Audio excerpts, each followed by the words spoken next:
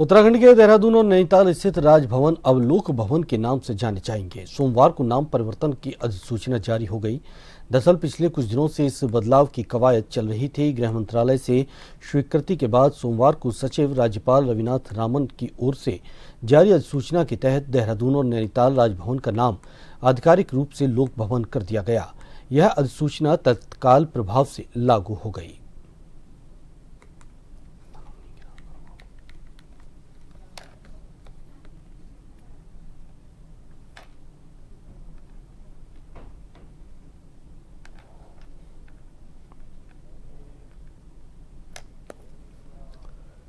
देवभाषा संस्कृत को उत्तराखंड में बढ़ावा देने के लिए मुख्यमंत्री पुष्कर सिंह धामी ने संस्कृत आयोग के गठन की बात कही है। मुख्यमंत्री की इस पहल पर बीजेपी की प्रवक्ता हनी पाठक ने कहा कि हमारे जितने भी धर्मशास्त्र हैं, वेद हैं, पुराण हैं, वे सब संस्कृत में हैं। साथ ही संस्कृति को देव भाषा के रूप में भी जाना जाता है, इसलिए सरकार संस्कृत भाषा को बढ़ाने के लिए इस तरह की पहल कर रही है।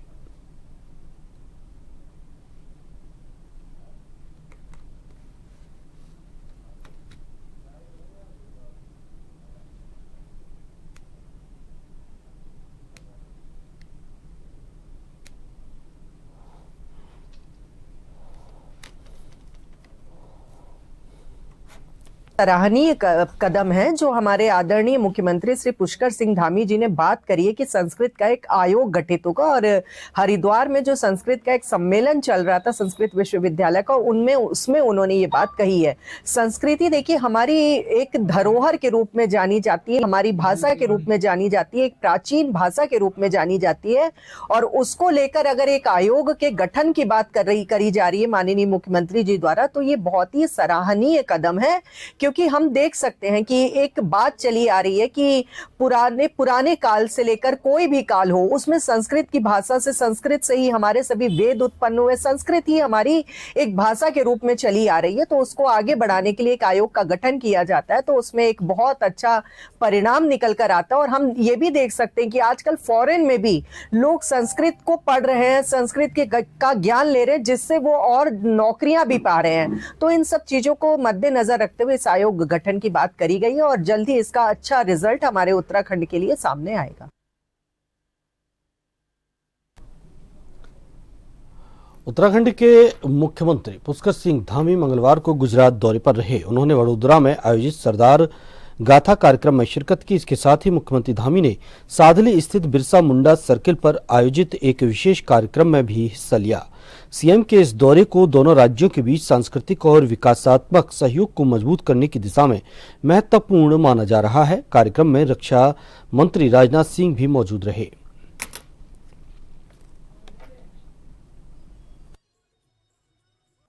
अपने नौजवान भारत सरकार के मंत्री, खेल कूद एवं युवा विकास मंत्री श्री मनसुख मांडविया जी को, जिन्होंने सरदार पटेल के 150 वर्ष में युवाओं द्वारा जो राष्ट्रीय पद यात्रा निकाली जा रही है, उसकी बखूबी जिम्मेदारी उन्होंने संभाली है।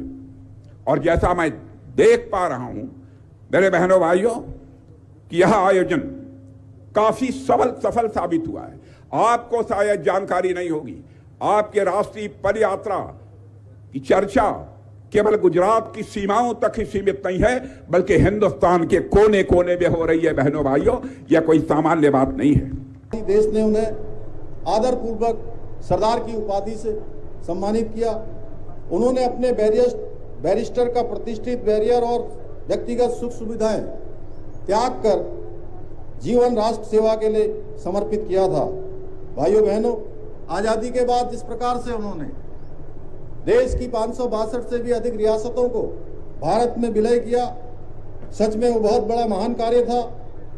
विस्तृत एवं एकीकृत भारत के निर्माण में देश के पहले उप प्रधानमंत्री और गृह मंत्री के रूप में सरदार पटेल की दूरदर्शिता और कूटनीति की अमर गाथा युगों युगों तक अमर रहेगी। मुख्य सचिव आनंद वर्धन ने चंपावत स्थित ऐतिहासिक गोलज्यू मंदिर एवं प्राचीन बालेश्वर मंदिर में दर्शन कर क्षेत्र में धार्मिक पर्यटन को सशक्त बनाने के उद्देश्य से विभिन्न विकास कार्यों की प्रगति की समीक्षा की। गोलज्यू मंदिर परिसर में उन्होंने प्रस्तावित गोलज्यू कॉरिडोर परियोजना का विस्तृत स्थलीय निरीक्षण किया है। अधिशासी अभियंता लोनिवो मोहन पलड़िया ने मुख्य सचिव को परियोजना के सभी घटकों, संरचनाओं, कार्य योजनाओं की विस्तृत प्रस्तुति दी।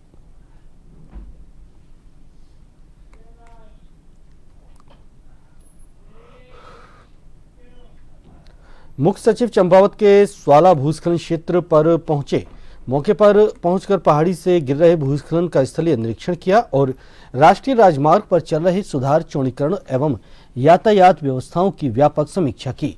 उन्होंने मौके पर उपस्थित राष्ट्रीय राजमार्ग के अधिकारियों से कार्य प्रगति, चुनौतियों और आगामी कार्य योजना के बारे में विस्तृत जानकारी भी ली।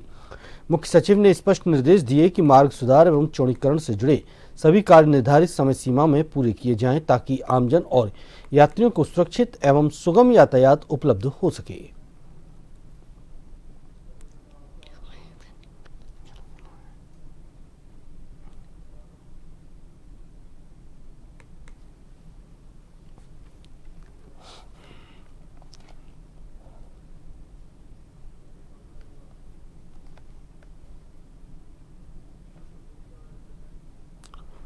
मुख्य सचिव ने स्वाला डेंजर जोन का निरीक्षण किया। लापरवाही नहीं बरतने के उन्होंने अधिकारियों को सख्त निर्देश दिए। उन्होंने स्वाला भूस्खलन क्षेत्र में पहुंचकर पहाड़ी से गिर रहे भूस्खलन का स्थलीय निरीक्षण किया और राष्ट्रीय राजमार्ग पर चल रहे सुधार, चौड़ीकरण एवं यातायात व्यवस्थाओं की व्यापक समीक्षा की।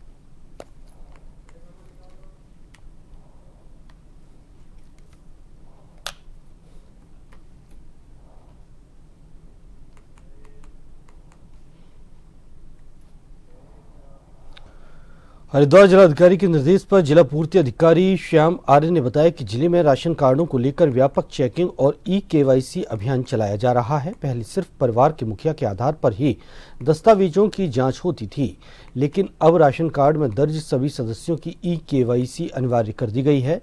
प्रत्येक यूनिट का आधार से बायोमेट्रिक सत्यापन, फिंगरप्रिंट और पहचान की पुष्टि की जाएगी। सत्यापन पूरा होने के बाद ही भविष्य में राशन निर्बाध रूप से मिलता रहेगा। हालांकि वर्तमान में राशन वितरण पर कोई रोक नहीं लगाई गई है। अधिकारियों ने लोगों से अपील की है कि वे जल्द से जल्द ई-केवाईसी करवा लें ताकि आगे किसी प्रकार की परेशानी न हो।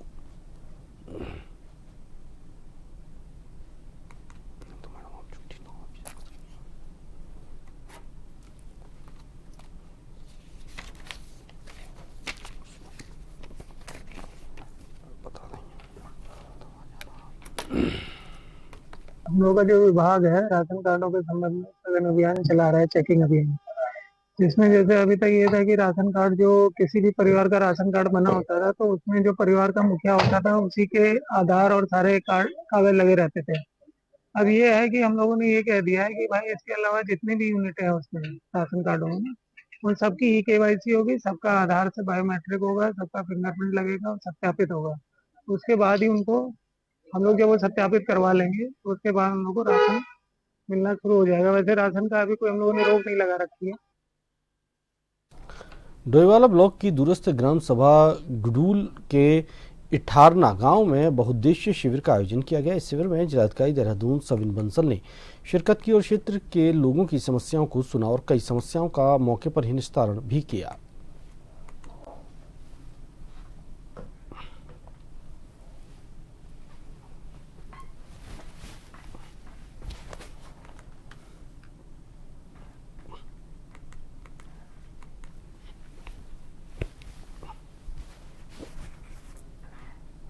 का ये संकल्प है और ये निर्देश भी हैं कि जो हमारे दूरस्थ एरियाज़ हैं वहाँ पे हम जितना संभव हो उतना विज़िट करें सारे अधिकारियों के साथ, वहाँ पे बहुत अच्छे शिविर लगाएं, नाइट स्टेज करें, और जितनी हमारी शासन प्रशासन की योजनाएं चल रही हैं, जितने हमारे प्रमाण पत्र बनते हैं, हमारी स्वास्थ्य जांचें होती हैं, हमारे UDID कार्ड्स, आधार कार्ड, आयुष्मान कार्ड, कृषि और उद्यान के यंत्र का वितरण, उनमें जो इनपुट्स हैं, चाहे दवाइयाँ हैं, पेस्टिसाइड्स हैं या बीज हैं, वो उपलब्ध करवाना, हमारे जो कृत्रिम अंग हैं, व्हील चेयर्स हैं, हियरिंग एड्स हैं, और जो हमारी पेंशन्स हैं जितनी तरह की, दिव्यांगता प्रमाण पत्र हैं, ये सारे जो हमारे लाभ हैं, ये मौके पर ही प्रयास किया जाए कि ऐसे दूरस्थ क्षेत्रों में हम लोगों के द्वार पहुंचकर दे पाएं।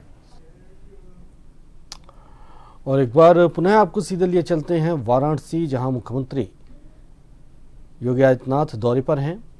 जी का बहुत बहुत स्वागत, अभिनंदन मुख्य अतिथि विशिष्ट अतिथियों का। सदियों से हमारी परंपरा रही है कि जब विशेष अतिथि पधारते हैं तो वातावरण शुभ मंत्रों और मंगल ध्वनियों से गुंजायमान हो उठता है। आज हमारे बीच पधार चुके हमारे मुख्य अतिथि माननीय उत्तर प्रदेश के मुख्यमंत्री योगी आदित्यनाथ जी का और विशिष्ट अतिथियों का स्वागत हम पूर्ण श्रद्धा और वैदिक मंत्रों के साथ करते हैं।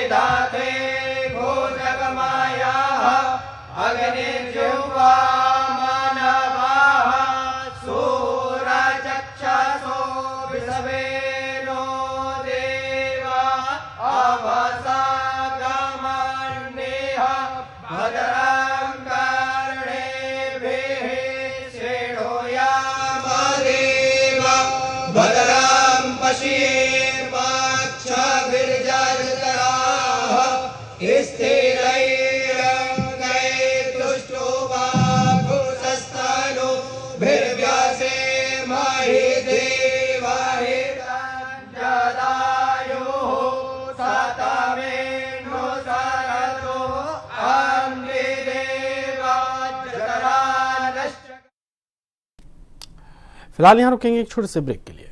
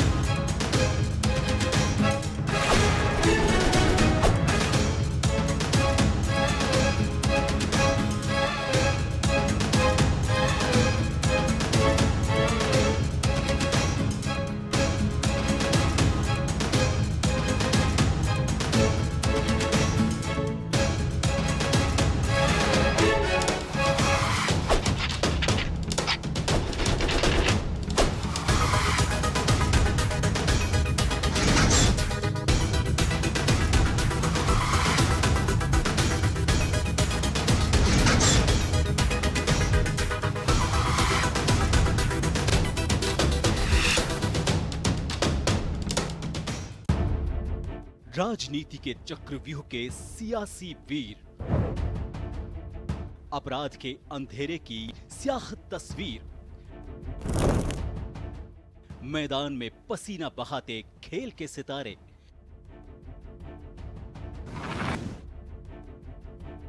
मनोरंजन की दुनिया के गॉसिप गलियारे, शिक्षा की रोशनी से होता भविष्य उजियारा,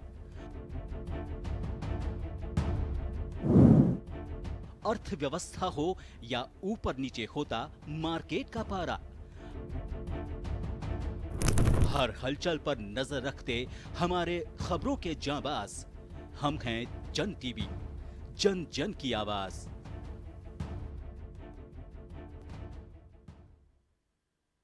मरुधरा के नस नस में बहती संस्कृति हो या सियासी गुंबदों में जनता के पैरोकार, अयोध्या से मथुरा तक लगती जयकार हो या राजनीति के गलियारों में घूमते सियासी सवार, चार धाम से मन पावन करती बाबा की पुकार हो या देवभूमि के बर्फीले पहाड़ों को पिघलाती सियासी बयार, खबरों की दौड़ में पत्रकारिता का असली अंदाज।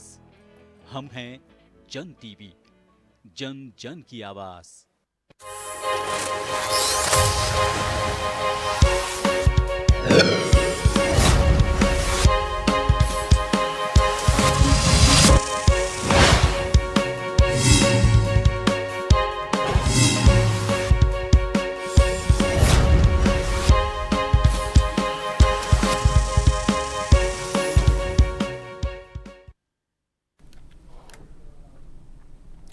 ब्रेक के बाद आपका स्वागत है। आगे बढ़ते हैं। हल्द्वानी के बनभूलपुरा इलाके में रेलवे अतिक्रमण प्रकरण पर आने वाले फैसले से पहले पुलिस ने एहतियाती मोर्चा संभाल लिया है। एसएसपी नैनीताल मंजुनाथ टीसी ने बताया कि संवेदनशील परिस्थितियों को देखते हुए पुलिस ने 21 लोगों को एहतियातन हिरासत में लिया है। पुलिस ने 121 लोगों के खिलाफ भारतीय न्याय संहिता की धारा 135 और 126 के तहत कार्रवाई भी की है। इलाके में किसी भी संभावित उपद्रव को रोकने के लिए सोशल मीडिया सहित सभी गतिविधियों पर कड़ी निगरानी रखी जा रही है।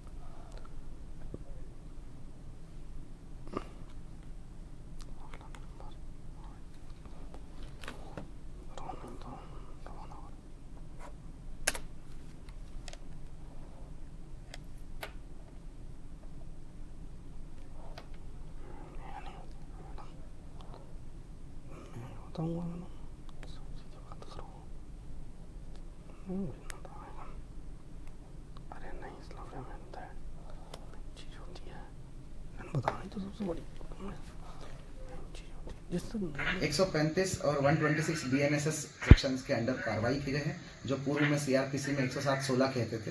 उसके अंतर्गत 121 लोगों का चालान हमने आज जारी कराया है और उनको चालान डिलीवर भी हो गया है और उनको भारी धनराशि में मुचलका पाबंद किया जाएगा।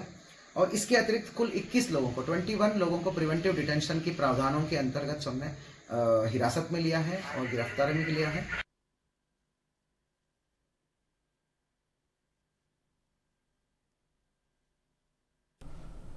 तो बताएं, अतिक्रमण मामला फैसले से पहले कार्रवाई हुई है।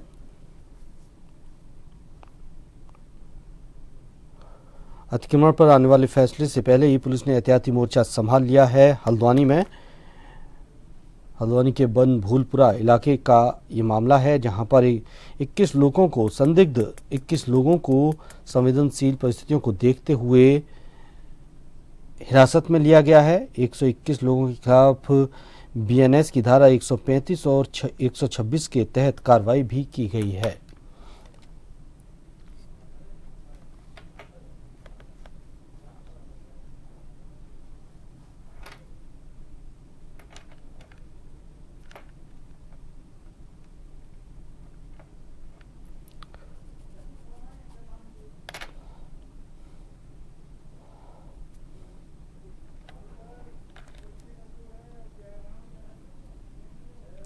तो बता दें कि बनभूलपुरा इलाके में रेलवे अतिक्रमण पर फैसले से पहले पुलिस ने मोर्चा संभाल लिया।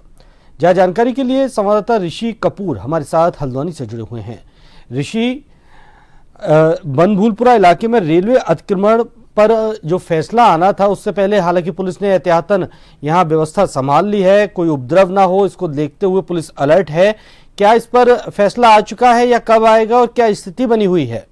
देखिए, फैसला आने की आज पूरी कयास लगाए जा रहे थे कि आज शाम 4 से 5 बजे के बीच में फैसला आएगा, लेकिन अभी बड़ी अपडेट आ रही है कि सुप्रीम कोर्ट ने 10 दिसंबर की अगली तारीख इसमें दे दी है, जिसके बाद जो यहाँ के लोग थे, जो एक माहौल बन गया था, एक डर का वातावरण था, लोग घरों में सहमे हुए थे। तो जैसे जैसे अभी बात बाहर आ रही है, अभी 5 मिनट पहले की मैं आपको बात बता रहा हूँ, 5 मिनट पहले ही सुप्रीम कोर्ट से हमें भी एक वकील का फोन आया जिसने अपडेट दी है कि 10 दिसंबर की डेट यहाँ पे मुकर्रर की गई है। तो यहाँ की जो आवाम है, कहीं ना कहीं उन्होंने अब राहत की सांस ली है। जी, तो क्या जो व्यवस्थाएं पुलिस ने की थी, क्या कुछ ऐसा यहाँ उपद्रव हो सकता था या लोग थोड़े अग्रेसिव हो सकते थे यहाँ जिसके तहत ये व्यवस्थाएं की गई हैं? देखिए, जब पिछली बार 8 फरवरी को यहाँ पे जो एक बड़ा हल्द्वानी ऑन फायर हुआ था, एक बहुत बड़ा यहाँ पे कांड हुआ था हल्द्वानी के अंदर, उसको लेकर पुलिस कहीं पे भी कोई भी कमी छोड़ना नहीं चाहती थी, जिसके चलते सारे फोर्सेस यहाँ पे बुला लिए गए थे। पीएससी, आरपीएफ, पैरामिलिट्री और तमाम फोर्सेस यहाँ पे मौजूद हैं, अभी भी मौजूद हैं। हालांकि यह फोर्सेस यहाँ से हल्के जी ऋषि, चलिए बहुत बहुत शुक्रिया आपका ऋषि तमाम जानकारी के लिए।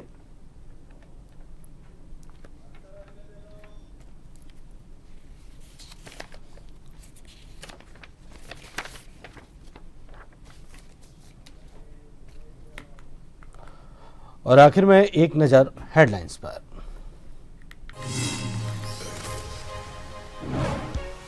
गुजरात के वडोदरा में सरदार गाथा कार्यक्रम, रक्षा मंत्री राजनाथ सिंह और सीएम पुष्कर सिंह धामी हुए शामिल, कहा पटेल आधुनिक भारत की निर्माता।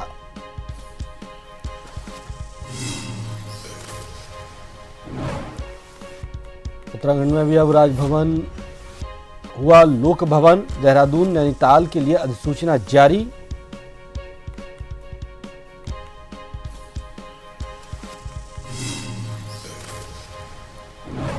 हल्द्वानी के बनभूलपुरा इलाके में रेलवे अतिक्रमण का मामला, फैसले से पहले पुलिस ने 21 लोगों को एहतियातन लिया हिरासत में, सोशल मीडिया सहित सभी गतिविधियों पर कड़ी निगरानी।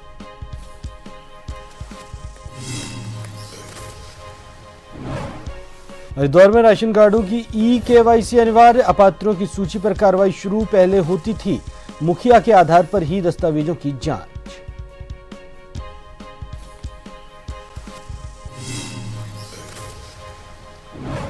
और बागेश्वर में कई गांवों में अवैध खड़िया खनन से आई दरारें, उत्तराखंड हाईकोर्ट में हियरिंग आज, खनन के कारण खेती बाड़ी और पानी की लाइनें चौपट।